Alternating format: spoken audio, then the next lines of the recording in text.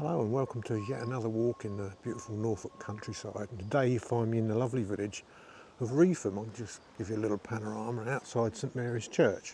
One of three churches, believe it or not, in one churchyard.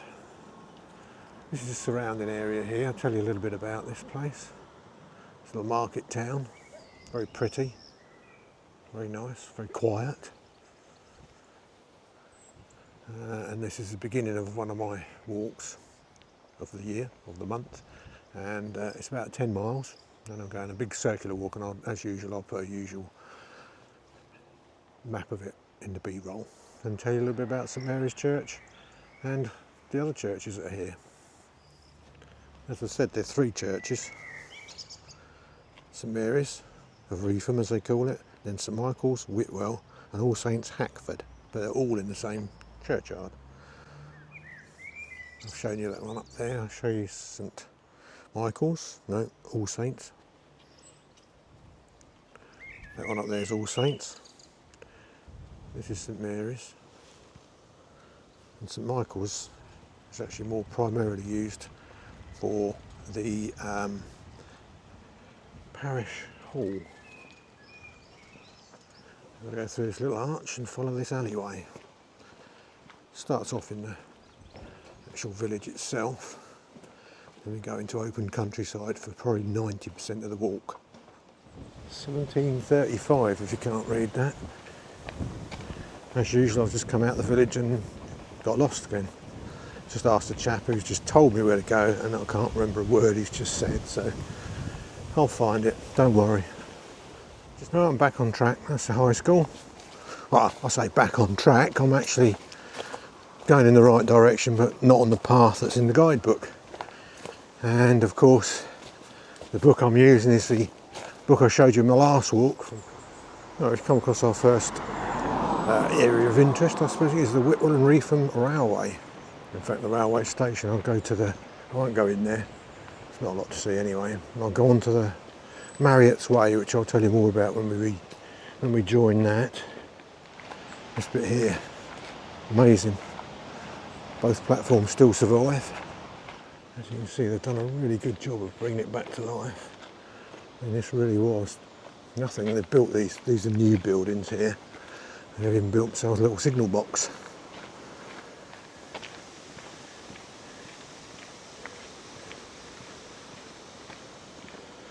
Is that a new building, or did they restore the old one? I'm not really sure now.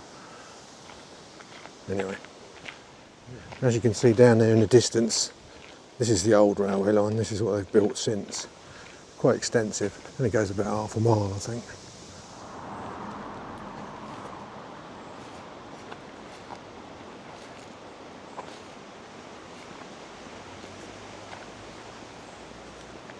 A few little trains. There are a couple of steam trains there.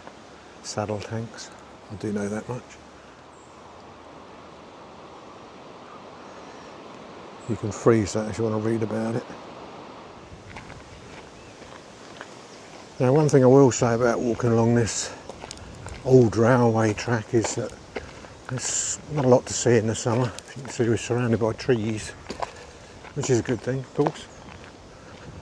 But there are various points along the way where you can actually see, where you do get nice views. You have to share it obviously with cyclists, because it's on the #1 route of the National Cycling Network, and horses as well. But no motorised vehicles allowed down here. You can get a glimpse of the countryside. It's beautiful around here. So I'll tell you about this Marriotts Way. It's named after William Marriott, who was chief engineer on the Midland and Great Northern Railway, otherwise known as the Muddle and Go Nowhere Railway, as it didn't last very long. It incorporates two railway lines: the Great Eastern, which goes from County School Station to Aylsham, and this one is the Norwich to Melton Constable line that we're on at the moment. It was built in 1882. There's lots to see on it, and I'll probably do some more railway walks later in the year. But for now, we'll settle for this one. It actually closed in 1985, which is quite late. closed the passenger services back in the 60s, but 1985 it still served the Len Wade concrete works. There really is nothing to see, so you go and put up with me, I'm afraid. And that's way back down that way. I sound like a tome of knowledge, but I'm actually just reading this. Cheating.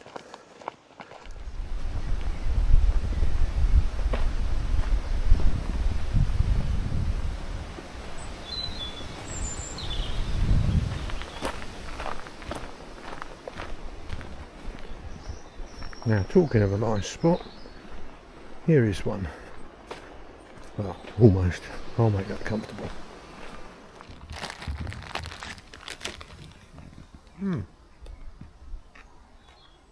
Nice spot.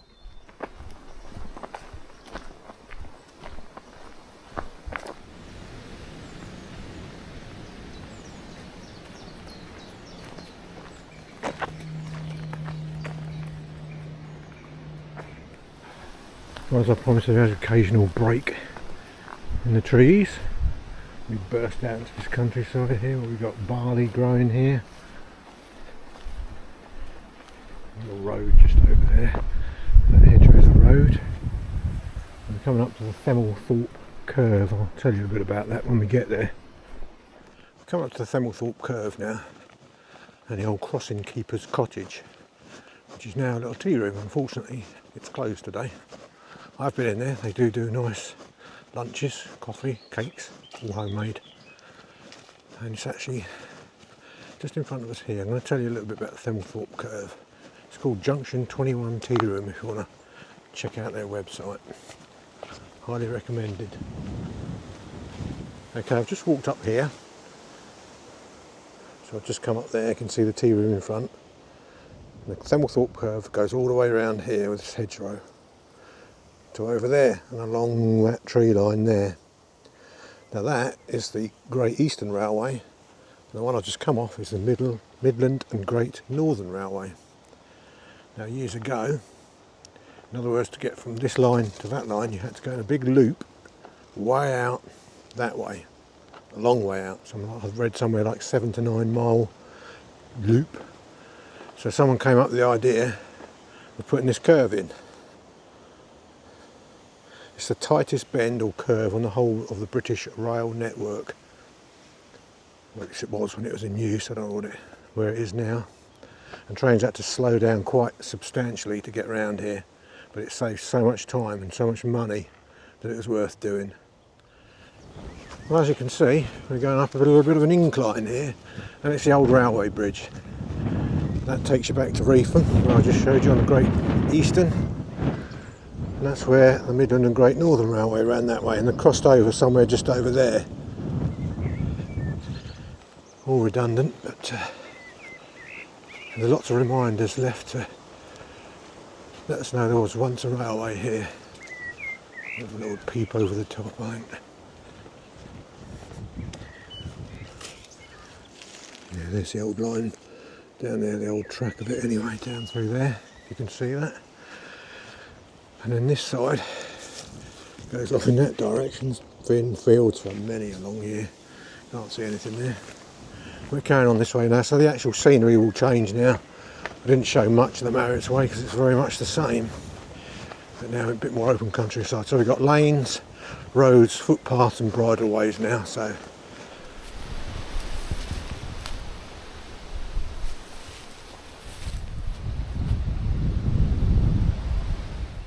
blimey.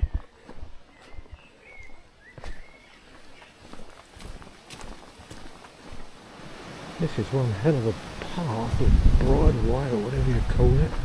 I don't think anything's been along here in years. I think it's defined as a green lane, so you might get the odd mad motorbike or mountain biker down here, but I shouldn't think anything's driven down here in a while. It's like it's all the way along. So it goes on.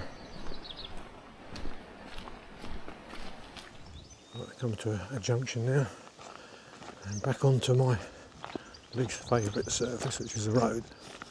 We're heading to Kerdiston via Kerdiston Road. We're just coming up to the centre of Kerdiston. Don't confuse it with Kurdistan, It's a little bit different to this, a little bit, it's over that way a lot more. And here, Kazakhstan, I think, and around that area. So it's not there, we're still in Norfolk. This guy collects American cars. As we go through, I'll probably show you a few more if he's not about. But it's always been like this. I've been up here 30 years and I've cycled through here numerous times, and there's always American cars everywhere.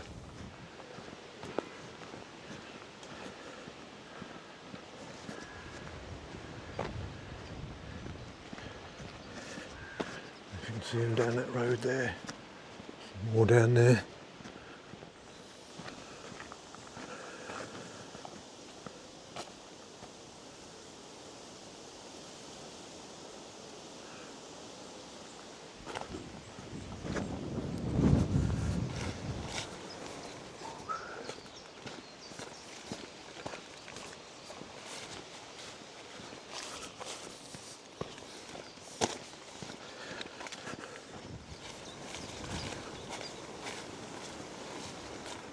Looking ahead of me, it's been very well maintained. Those hedgerows look marvellous. I think I'm rounding onto an area where I've been before, and this takes us to Salle, or Salle, or whatever. It's much of a muchness at the moment, so when we get to Salle, I'll rejoin you. Not so much a church. Look at that. A real telephone box.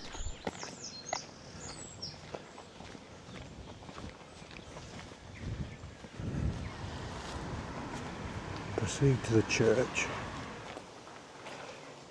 And look at the size of that. They describe it as cathedral-like. Look at the size of that tower, spire, church. It's absolutely huge. This is built on the wealth from the wool trades and the trade guilds a long time back. I can't find the name of it. I'll put it down below. Yeah, amazing. A little bit of dereliction there. I don't know if that's deliberately left like that. Time for lunch though. Back out the Lich Gate. Cricket scoreboard. Showers. They got it all going on here.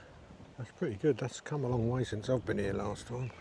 It's not about 3 years ago. Must have gone up a few leagues. Anyway, there's Salle behind me and Reepham ahead of me. I've got about 20 minutes and this walk's over. So I'd just like to thank everybody if you're still watching at this point. Thanks for sticking with me. And also, thank you for subscribing. I can't believe how many subscribers I've got this year. I've got over 140. Doesn't sound a lot, but actually I had less than 100 at the beginning of the year, and I've got 240. So thank you for subscribing. And if you are thinking of subscribing, please do so. It's free. Also, hit the like button if you like the video, and make a comment and tell me if you do subscribe, why it is you're subscribing and what you like about my videos. And I might do a little bit extra after this, but thanks for watching again, and as usual, see you on the next one.